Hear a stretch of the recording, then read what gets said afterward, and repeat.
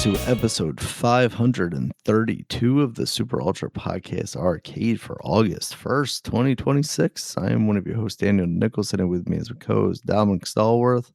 What's been going on, Dominic? All right, man. It's been an all right week, man. We're finally in August, new month here, man. One more month, like one more of the true months of summer. Like always put like June, July, August. Yeah. Um, and then back to school, man. Weeks away, weeks away. Yeah, it's man. This summer went by. It's going by.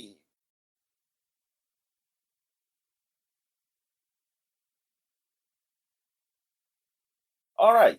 I've been dealing with it by just staying inside. So there you go. But anyway, get right into it. Like the playoff races, it's really getting down, man. Close, especially in the American League. I mean, you have the Yankees who are kind of struggling, but they have a nice little lead. They're really just battling with Tampa Bay for first place in the actual league right now. So it's the trade deadline. By the time you hear this podcast, trade deadline is over. It's officially over on Monday. So we're going to see what happened. The Orioles made a move. Right now, we got rid of our pitcher Kramer, who he's been solid. He's been here, he's been solid. Now recently he's been pretty bad these last uh, so many starts, but he's been like a solid back end pitcher, a guy you might have like number five, maybe four, Mhm. like if he's on. It just sucks that this year like we had other pitchers who were got hurt or being like we had Eflin get hurt, Bassett get hurt. Who else did we pick up that didn't play? Yeah, I feel like I'm missing somebody as another pitcher should be there that isn't. But anyway, yeah, and we picked up a prospect, outfield prospect. So he's like 19 now, so we'll see how that works out. Hopefully, he comes to be something. So there's that, and he went to. We did this with the Twins, so the Twins pick up Kramer. I guess they're hoping to get something out of Kramer to help them get a push for the playoffs too. Like they're right there with us. While I guess we hoping that he sabotages them basically. So there you go. We can only hope. um, anyway, so yeah, like I said, it's been close up. Orioles have been doing, for the month of June, July, they were 15-8, which is good. They were second best. That's the second best record for July in the major leagues. So it's like I'll take that. It just that it's almost like I want better than that because of we did so bad those some other months. So that hurts us. Like it makes it so that a 15-8 record is like, oh man, we could have been better. And we could have because there's some winnable games. But we did have that stretch. We won seven straight games. Right after that buzzsaw against Boston. Boston is the one who ended up with the best record. I forgot what the record was. In July. And so like they still hold like the last spot, I believe. Yes, in the wild card. But we're still right there, man. And we're almost at 500. Um,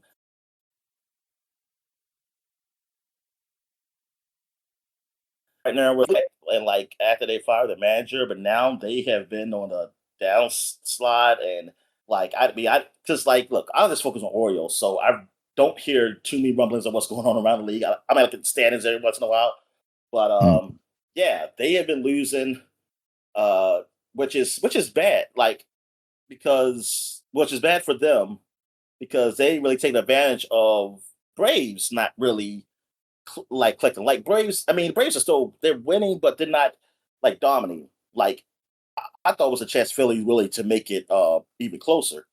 But man, that helps them. And the Nationals is like they haven't really taken full advantage of the Phillies downslide. Like I think they're still technically behind them. Um, but the Nationals is I mean the problem is the pitching. Did they pick up a pitcher in a trade? Uh I don't know if I mentioned that last week, but because I don't know when I forget when it happened. But I know there's been some rumors about them trying to get rid of one of their top players. Well, not get rid of him, but it's not them. People offering to get C.J. Abrams, and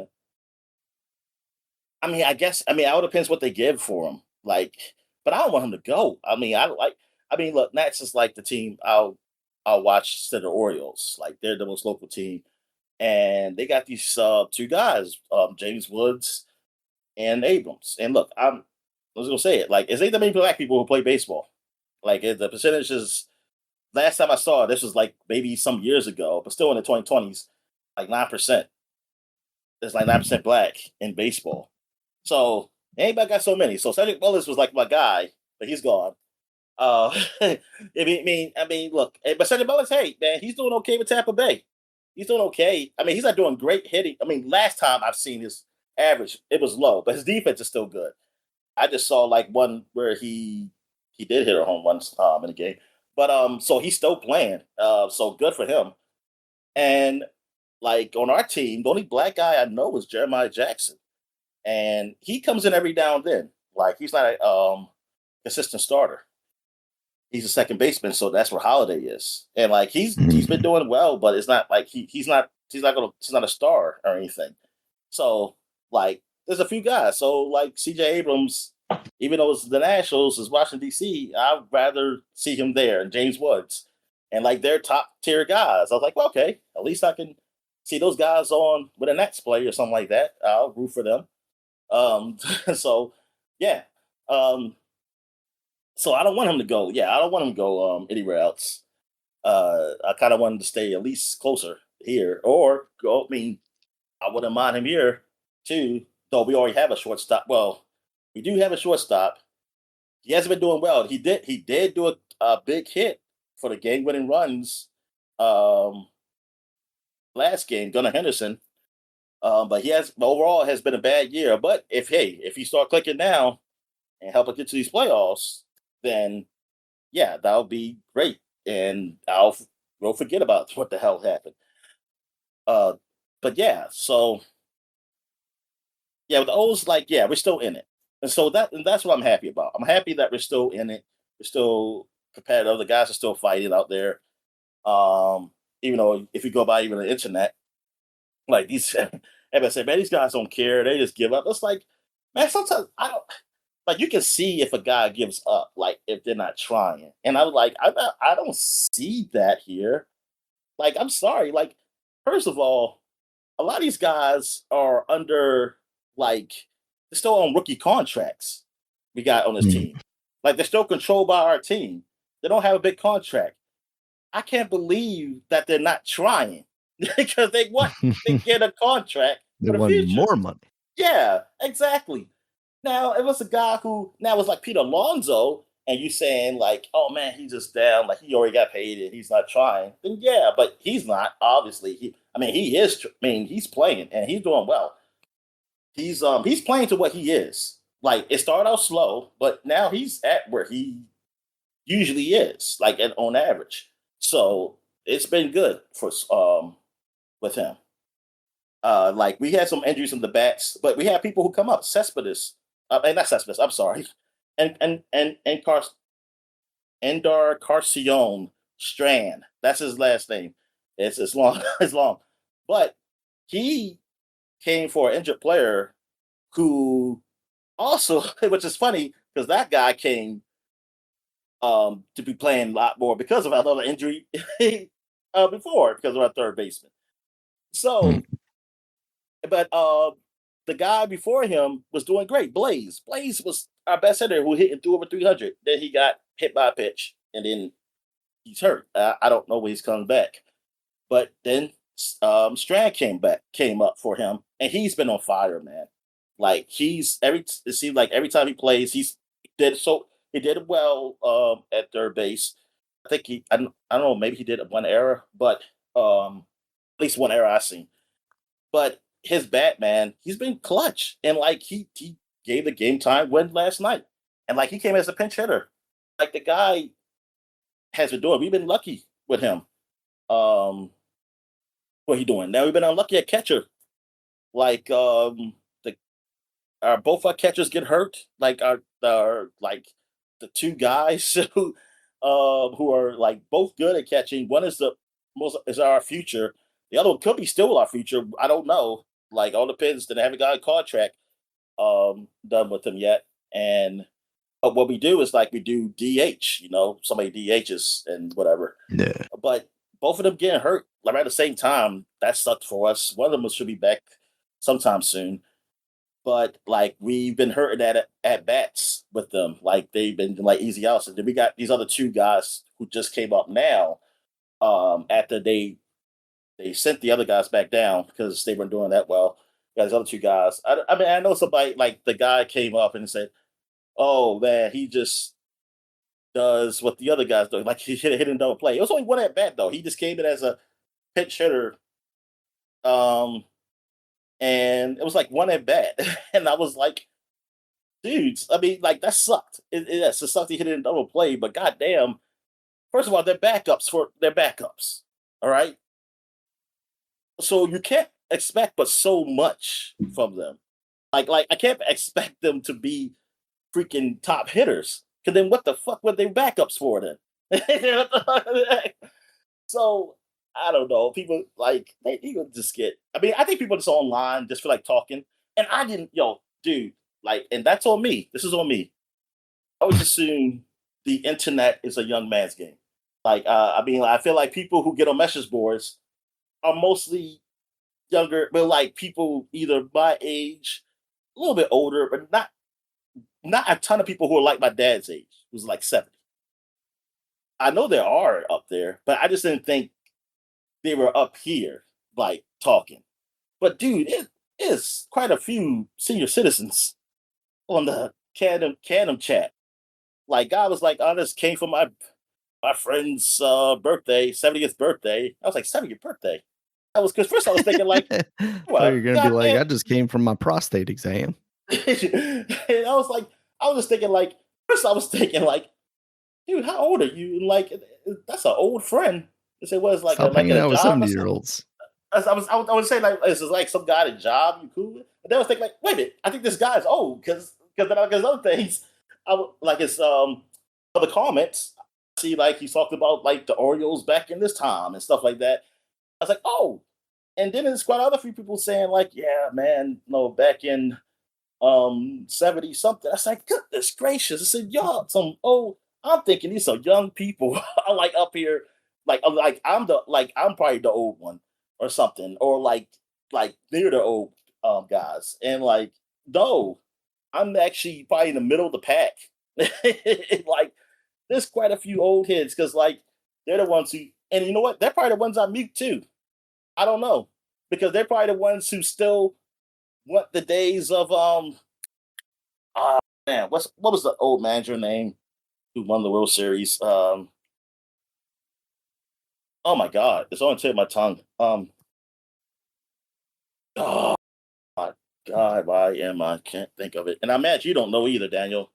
You're white. You're supposed to be embedded in you I don't that stuff. remember things. Um, damn, man. Orioles. Earl Weaver? Earl Weaver, yeah. Yeah. Yeah. So, yeah, because I think those guys just always saying like, always compare to Earl Weaver, because I'm just tired of seeing the whole thing about our manager sucks. He doesn't know what he's doing. He's doing, and that look. Here's the thing, like I don't know. Some things I question that he's done. I have, like I said, like man, this seems stupid. Why did he not play this guy? He's been hot. And but you play this guy, he's not have been doing nothing. The thing is, these are things that people say to about all the managers in the league. So I'm like, this is his first time managing. So the first year being a manager, and I see people complain about the same things of managers who've been managing for years. And like I said, Dodgers fans, I've seen them message board because I was up there looking at Dodgers stuff back when Machado was first traded. That was back in 2016. Not 2016, 2017. So yeah, I was so I see them complain about their manager. Like I've seen all that.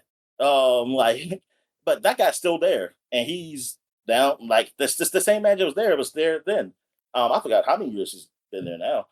But yeah, it's like, dude, it's like this is his first year. I can't get mad. And then like the hitting, like look, it's one thing if you see like the guys playing, like the guys can play better, like they're playing well enough, and they're just not winning, and then you equate that to the manager because it's like, okay, he's not putting these guys in the right position, he's not putting the right bat in order up.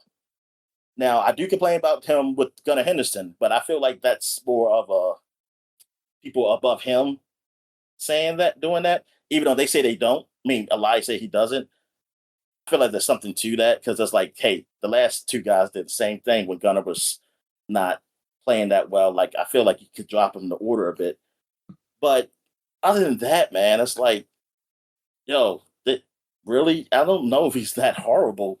Or you say he's clueless. It's like, oh, this man's clueless. That's not okay. He's clueless. I mean, I guess all the fucking managers are clueless because look at this. Look at where we are in the standings. Like, look at where we are in this freaking standings.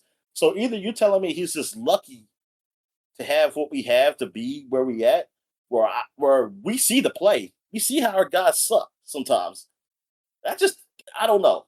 I just seems like the people overreacting. They're overreacting, and I think it's because of one guy. Because on the message boards, he said that, oh, I see all the gray bars are coming out. Gray is like when you ignore somebody, and I didn't know you can ignore people on canon checks. I mean, I kind of figured you could, but I didn't know how. Yeah, and I was just wondering what he was saying because I was like, gray bars, what are you talking about? And then somebody said, yeah, I said, but I don't ignore guys. I kind of still interact with them. But that's like, oh, you can ignore them because it gets tiresome when you hear the same shit like, oh, they suck, and it's like, oh, you don't know what you're doing. And when it's stuff that's like, you don't even have to. It's like you don't even have to message right now, man. It's like, dude, whatever. But yeah, but it is funny because now that I do ignore, or something bad happens, I see a lot of grays. I see a lot of grays come on my back on the thing. But when Orioles winning, I don't see that much. And I'm like, huh. I said, what kind of fans are you? It's like, it's so weird. It's like you just angry fans. Like you just talk when you're angry, but they might come out when it was a win. I think they might say something nice, but I don't see it no more because I ignore them. So, but I was like, yeah, man. I said, it's like fandom is just so weird. I mean, it's just, that's the way it is, I guess. But anyway, I'm just happy that we're competing right now, and I hope we make it to the playoffs. I hope we do. I haven't been paying attention to the WNBA recently. I know they had an All-Star game. I think that's what happened, like, because I didn't know when they came back, and I think they already started, but I haven't been paying attention. Football, haven't really paying attention to that either. I don't know what's happening with that. And that's it, man. So you got SummerSlam, right, for wrestling happening now? Yeah, I mean, I talked a bit about that last week, so now it's just, today as of recording is the actual, day of night one of SummerSlam, because now we're into the 2-night era of SummerSlam. I'm interested to see how that works out for them. It seems like tickets have not been flying off the shelves necessarily. Well, you didn't go, Daniel. Well, yeah, I'm not going to Minnesota for wrestling. Sorry. I am not a destination wrestling type person. If it's around the corner, maybe somewhere in Northern Virginia, maybe like Philly occasionally. There were like some NXT shows back in the day that went up there. But that's about as far as I would be willing to travel for that kind of stuff. Go to Delaware? If they held one in Delaware, potentially, yes, I would. But I'm trying to think if I've ever heard them like live from Delaware. I don't know what kind of arena they have. I mean, in Delaware. I mean, they, when I was going to like NXT shows, they were playing in like community college, I mean, I know that. I'm sure they got something there. But I was hoping that I was trying to think that with WWE, like It's got to be something. They got to have something that's not. You don't have to go on the campus unless that's like a huge arena on campus. But they got the Joe Biden Memorial Stadium at whatever high school he went to with Crispy Pop or whatever his friends' names were.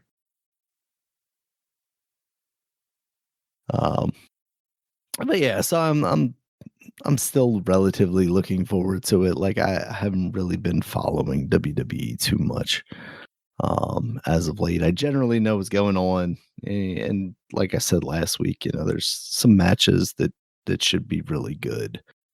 But it's not, you know, my number one priority in wrestling right now. AEW did have their pay-per-view last weekend, and that, you know, this was probably one of their lower quality ones, but that's only because there were like 2 matches that weren't great on it versus like every single one hitting like the previous pay-per-view. There was still plenty of really good stuff though. There was a ladder match. They kicked off the show. The front of the show was kind of like all the good matches were kind of right up front and then right at the end, and the middle kind of dragged a little bit. That's when you had like the Dogs versus the Bang Bang Gang in a chain match. And that was it just wasn't good. David Finlay almost dropped Jay White on his head, but he dropped Jay White on his head. And I thought I like audibly gasped. I was very concerned. Now he hasn't been back on TV since then, and he's just coming back from injury. So I hope it's nothing serious and they're just kind of playing up his absence on TV, you know, as a storyline thing. Yeah, let's hope they don't miss McConnell. Hope they ain't miss McConnell. Still alive, Dominic. Still alive. You know, I'm not entirely convinced that he's not, but I mean, he's been a vegetable for so long now that like, what does it matter outside of the fact that like, obviously he still has a Senate seat or whatever. Like yeah, that's what needs to be called into question here. Like, who cares whether he's alive or not? But like, you know what? They could fix these rules should have been fixed decades ago. Oh, you know why? Because everybody, because it could happen to each and every one of them that they want to have that. Like, if I'm just barely hanging on, I still want to keep the seat to help the party. So like, cause that should not be. I'm sorry. Then if I die, it needs to go to my sister or whatever. Yeah, man, that stuff, man, pisses me off. Yeah. Oh, anyway, back to wrestling. Yeah. So, one of the so Young Bucks versus Death Riders, which was Jon Moxley and Will Ospreay. I think I mentioned last week, like Will Ospreay is kind of having this storyline where he got injured by the Death Riders, and then he came back and failed to beat Jon Moxley, and then kind of got adopted by the Death Riders, and they've made him into like a stronger wrestler, a more vicious wrestler, and now he's going up against Kenny Omega for the title at All In. But at the end of the show, you know, so what they had done to Daniel Bryan or Bryan Danielson when they retired him basically was put a bag on his head, suffocated him. So Jon Moxley was trying to get Will Ospreay to do that to Kenny Omega, and he chose not to. And this is after they had already lost the match earlier in the night because you said it's suffocated. So he's dead? Yeah. He's dead now? No, he's not. He shows up on commentary, but you know, it was a despicable act, Dominic. It was pretty rough to watch. But yeah, that's kind of how they wrote him off basically. And Jon Moxley wanted Will Ospreay to do that to Kenny Omega to weaken him before their title match, but he wasn't willing to pull the trigger, and they had lost to the Young Bucks earlier in the night because Will Ospreay wasn't willing to pull the trigger. Basically, one of the Young Bucks, Nick, basically looked like he had a concussion. Like that, it was extremely good storytelling throughout the match because they were basically dominating the Young Bucks to the point where like Nick just didn't look like he knew where he was at all. But because of that, Will Ospreay wasn't willing to like pull the trigger and just finish him off. And the Young Bucks came back and squeaked out a victory. So now they're going up against Christian Cage and Edge, Adam Copeland, if you will, for the titles. They currently have the titles at All In. Now, the Motor City Machine Guns, who is a tag team of veteran wrestlers, Chris Sabin and Alex Shelley, they were in WWE for a while. There was talk of them signing to AEW, but then they eventually showed up on WWE. They got laid off or their contracts expired or something. So they just appeared on Collision, which was on Thursday this week. Probably because they didn't want to go up. I don't know if there's some other sport thing going on, but probably also because they didn't want to go up against SummerSlam. And man, the crowd on this week's like Dynamite was absolutely insane because Willow Nightingale beat Tekla on at the pay-per-view for the women's world title, and like it is the loudest I have heard a crowd in a very long time, like to the point where it felt like it was like manufactured.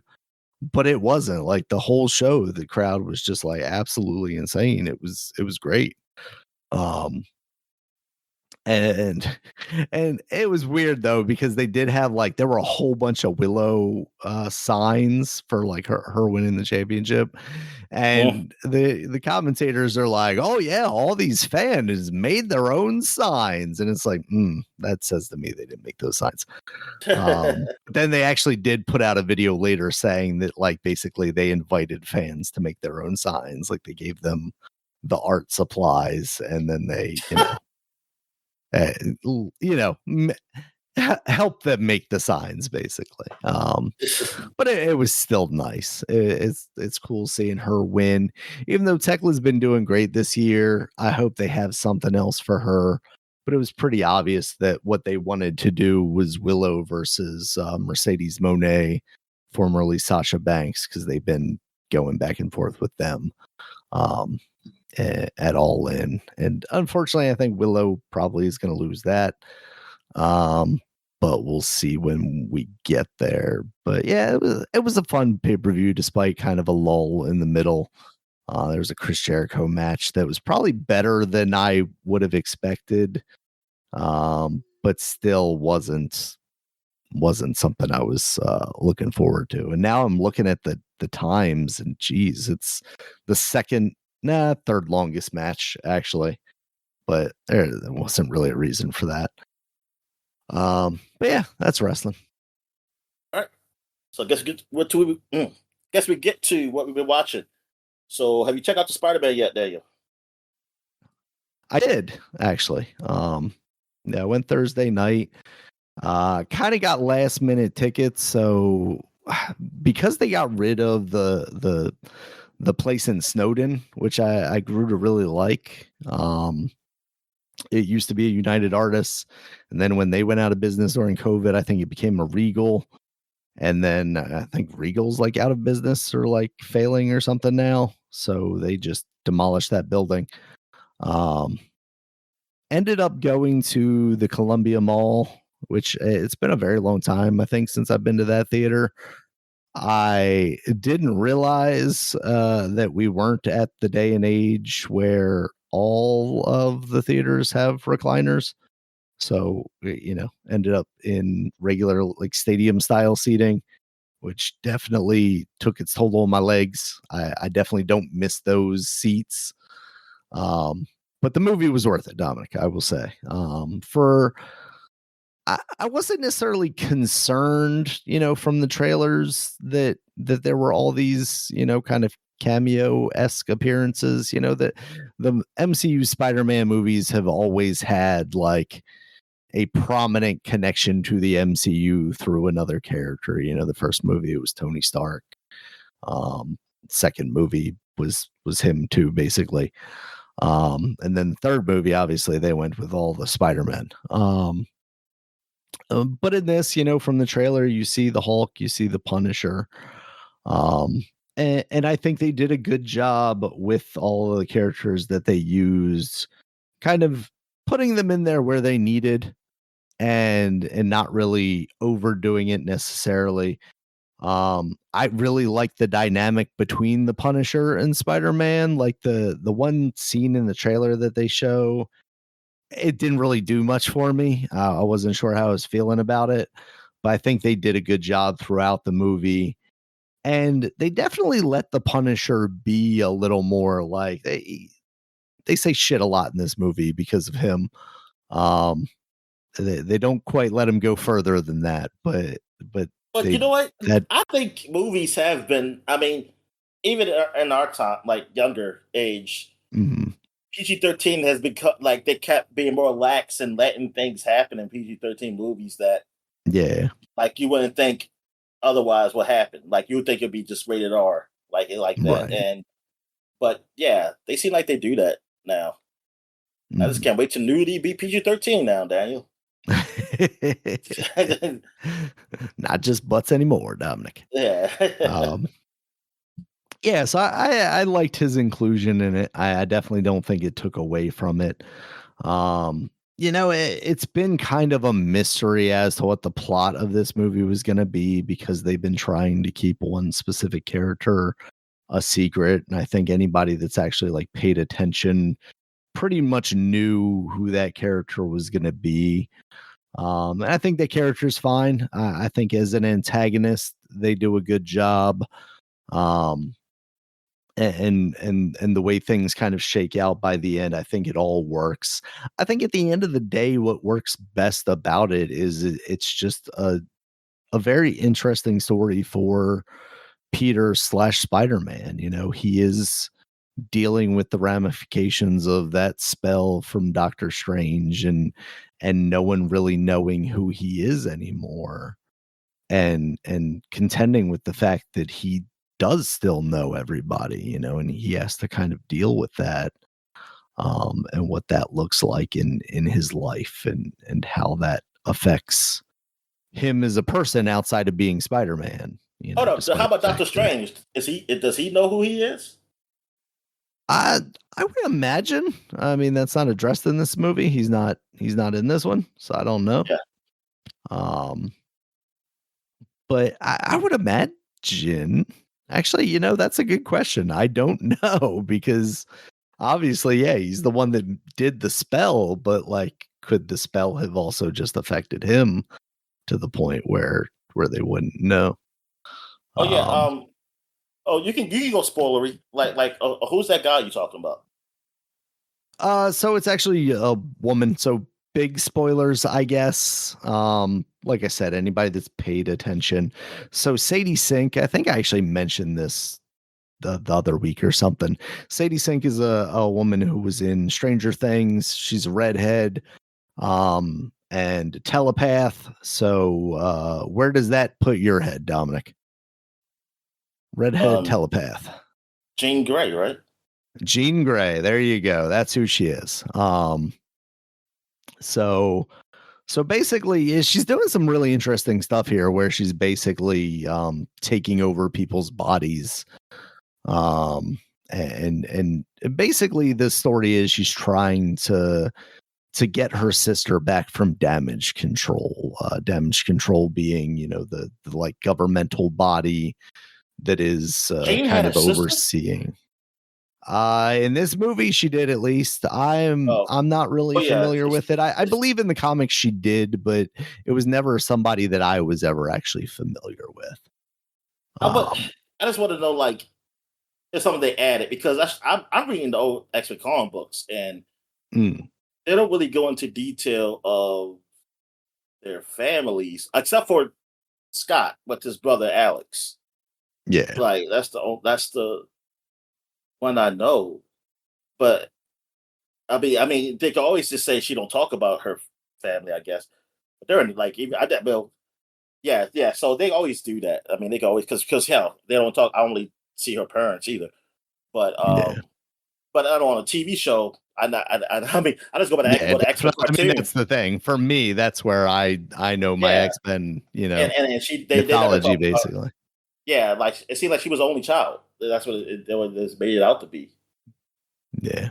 But yeah, go ahead. Apparently, she first appeared in the comic during the Dark Phoenix saga, Uncanny X-Men number 136.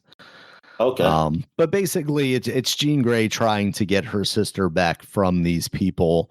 Spider-Man perceiving her as a villain because what she's trying to do is break into this government body and attack people.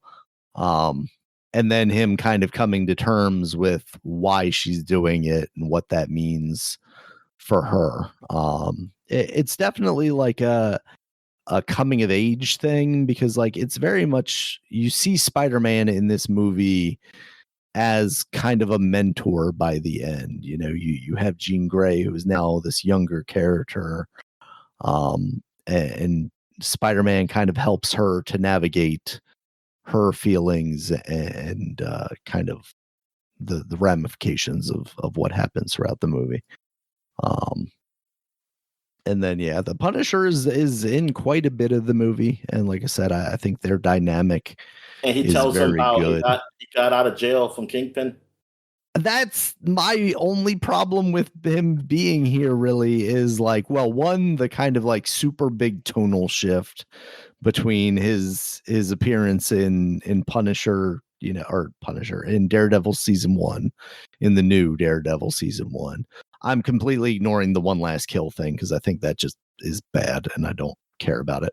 And the fact that, like he just seems to be like palling around New York now as a vigilante. Well, and that's the other thing, right? Is like there's no indication that this is like a Kingpin New York or even like a post Kingpin New York. It feels so disconnected from the Yeah, other because media that the Punisher has been in. that's right. He was the mayor of the whole of New York. Like that's huge. Like so, it's like you just kind of just toss that to the side, and it's like, Darren. See, that's why I kind of hoping he was just like a guy who was I don't know what you would call it, the borough like mayor Yeah, or whatever. I right. don't Yeah. know what they call it, like Congress, like of the district or something, Right. like just this like the city, like the He's head city. of the board of education for this county. Yeah, it's like yeah. See, but y'all went big, and I'm thinking that it will be something. Not that because I know the whole rule thing. He can't be in the movies, which I don't know why people just don't pay. But anyway, um, like just to mention, like oh, Kingpin, what like something that was there just to make it like us. I don't know. It just makes it weird. It's like you try to connect, but then you don't, and then you don't with that. Yeah, this is New York. It's like he was a mayor of New York. This is the biggest. I mean, the most like popular city like in the world, really. Like, like Right. it's the one. Exactly. This is where all the stuff. This is every like all freaking everything goes Yeah. through there. Meanwhile, there's not even like I see no banners about him. I see no like news stories about how he's no longer involved. That's my Yeah, thing. Is like it just feels like a universe where the Kingpin never existed at all, basically. yeah, Um, and which I mean, if it was that, then it was that. But we know that no, y'all had that. This is y'all said this is it. This is all connected. Daredevil was here. It was in the last Spider. He was in that last Spider-Man for this one. So I'm like, okay, cool. Oh well. yeah. All right. So, but yeah, I'm glad. Yeah, man, I'm glad you liked it. So I might. Yeah, and I don't think, looking at the trailers, we're thinking like Man Spider and stuff like that. It never gets that extreme. Okay. So I think they do a good job of balancing the stories that they're telling. It doesn't feel like because from the trailers it felt like, oh, you're seeing Scorpion and you're seeing the Hulk and you're seeing Punisher and you're seeing him look like he's transforming into a man spider, and then you have this mysterious character that they never really even talked about. They got the hand. And I think they did a good job of not really, getting themselves overwhelmed. All of those people have their places in the movie, but none of them are particularly overbearing. And I think everybody that's there is effectively doing what they need to do for the betterment of the movie. All right. So I've been watching. You watch anything else? I also watch Mortal Kombat 2. That's out on HBO now. I think it's a better movie than the first one. I don't think it's like a super good movie. It's fun, but it's not something I feel like I'm going to find myself ever really watching ever again. Oh, well, I mean, I never was. Yeah, I mean, okay. I mean, I never thought of that kind of movie to begin with. I just wanted it to be good, but it doesn't sound. I think it's enjoyable. Like, I don't remember. How did you feel about the first one? Just like outside of Cole being useless. I just liked Kano. Kano was my favorite character. Yeah. Well, that was one guy I liked. Then you're gonna like this one, Dominic. Well, no, I liked him. I didn't like the movie. Well, that's what I'm saying. You're gonna like this. Oh, okay. Spoilers: Quan Chi brings him back to life. Oh yeah. Well, I know he's alive because he's in the trailer. Oh, okay, yeah, gotcha. Yeah, and he plays a pretty prominent part in the movie. So, and his stuff is probably the best part of the movie. I'll say. Again, wow. Yes. I mean that's not a bad thing. If only if there was like other really good parts too, though. Like I don't want to be like the katana stuff is fine. And the Johnny Cage stuff is fine. Those are your A and B plots basically. Johnny Cage and katana. And I think so. So does Street Fighter have an uphill battle? Does Street Fighter have an uphill battle? From that trailer that I saw ahead of Spider-Man, absolutely. They showed a scene of like I think it was it Ryu? I think it was Ryu fighting Blanca, who is Jason Momoa in CG, and I think that movie is just going to be crazy. I don't think it's going to be a good movie. I think it might be.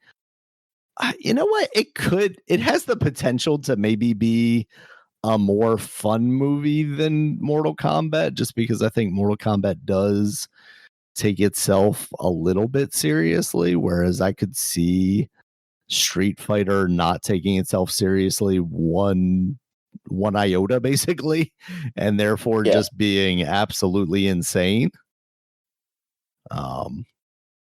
So I could see maybe a world where like so bad it's good, right? Like that kind of thing.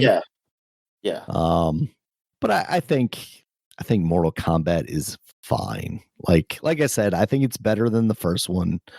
Part of that is because they now have Johnny Cage to focus on. They don't just take a nameless, faceless Cole character that no one has any thoughts or feelings towards. And try and make him the main character of the movie. And then everybody else, you just got all the people that you would expect in there for the most part.